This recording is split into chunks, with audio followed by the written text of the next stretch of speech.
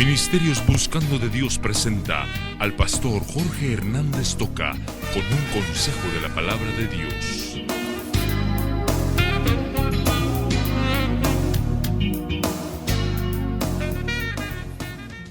Que Dios los bendiga. Es una bendición estar nuevamente en la intimidad de su hogar. Yo les deseo muchas bendiciones del Señor. Leyendo en Miqueas 5:2, pero tú, Belén Efrata, pequeña para estar entre las familias de Judá, de ti me saldrá el que será Señor en Israel, y sus salidas son desde el principio, desde los días de la eternidad. Se queda uno admirado, y hace unos días, en uno de mis estudios bíblicos que tengo, una persona me preguntó, mire, ¿cómo podemos creer nosotros en las profecías bíblicas sobre la segunda venida de Jesucristo? Y le digo yo, bueno, hay muchas razones para darles, se las doy a ustedes. ¿Por qué creer en que Cristo viene? ¿Por qué creer en que nos vamos para estar con el Señor para siempre y que vamos a gozarnos con Él y que tenemos eternidad con Cristo? ¿En qué basamos para creer eso? Pues yo le digo, primero, porque es palabra de Dios. Y si es palabra de Dios, yo la creo absolutamente. Está escrita en la Biblia, mucho más todavía. Yo creo lo que la Biblia tiene escrito. Pero cuando uno se pone a estudiar, hermano, las profecías cumplidas de la palabra de Dios, se queda uno admirado de lo fascinante que es la Biblia y las promesas que Dios ha hecho de que de verdad, ver cientos de promesas cumplidas absolutamente. Eso a mí me garantiza que las pocas profecías que faltan de cumplirse también se van a cumplir. Alguien me preguntó, mire, ¿habrá alguna profecía que no se cumplió, que el Señor falló? Yo le digo, si hay una profecía en la que Dios falló, entonces ya no es Dios, porque ya falló, ya no cumplió, entonces ya no es digno de confianza. Pero todas las profecías que tenían que cumplirse, el 100% de ellas se cumplieron. Y esto es una cosa espléndida, increíble. Qué fascinante es estudiar entonces la Biblia. Y ahora yo le presento a usted el libro de Miqueas en su capítulo 5. Todos conocemos este versículo. Tú, Belén Efrata, está hablando de un pueblecito que era insignificante allá en la región de Judea. De veras, de la región cerca de ahí lo contó la tribu de Judá, ¿verdad? En Judea. De ti me saldrá el que será Señor de Israel. Y habla de la eternidad de este Dios que iba a nacer.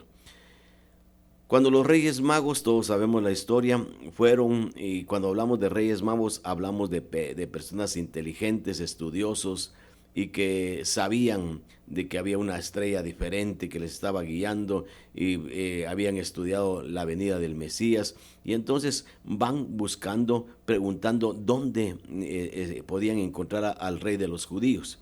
Y se acuerda usted que Herodes llamó a los sacerdotes, a los fariseos, a los escribas, a los que sabían de Antiguo Testamento y les preguntó, ¿qué dice la Biblia sobre esto?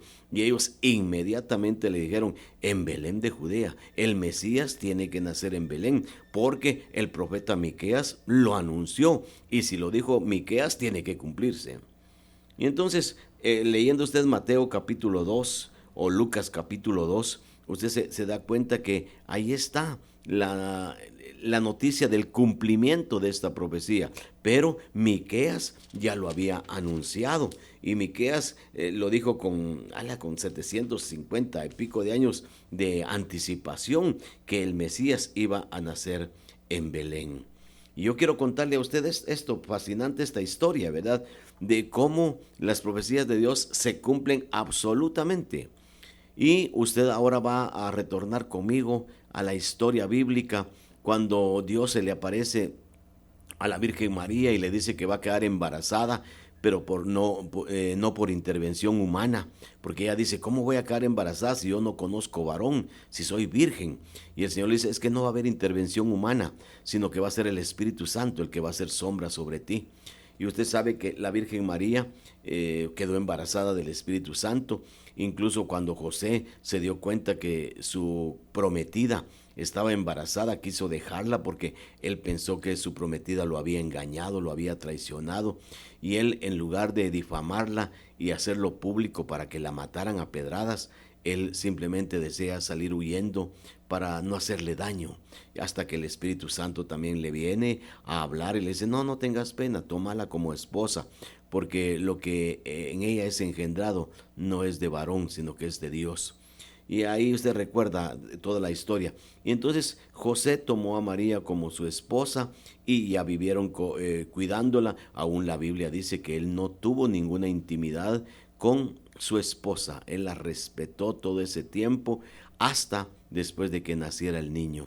Y entonces ellos vivían al norte, fíjese, yo estoy suponiendo 250 kilómetros de distancia de donde ellos vivían, en la región de Galilea, en Nazaret, hasta Jerusalén, que está al sur con la región de Judea.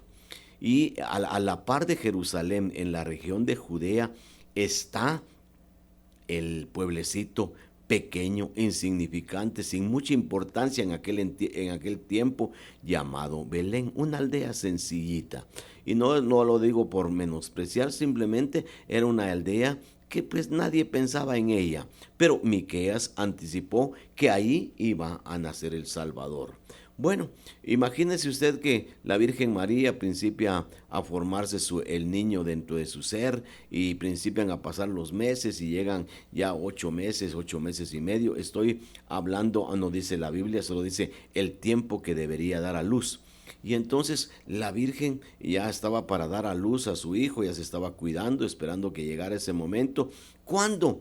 Imagínese usted, en ese momento sale una orden, un edicto del imperio que dominaba al mundo, que era el Imperio Romano, diciéndole a toda la gente que estaban obligados a ir a sus pueblos a empadronarse, es decir, a censarse. Se hizo censo en aquel momento. Y entonces usted sabe que ante la orden del Imperio Romano, ahí nos estaba diciendo que si usted está embarazada, señora, quédese en su casa, le puede hacer daño. Imagínese caminar 250 kilómetros a pie o caminar montados en un animalito. Qué terrible, qué cansado y cuánto tiempo, y especialmente una mujer esperando bebé.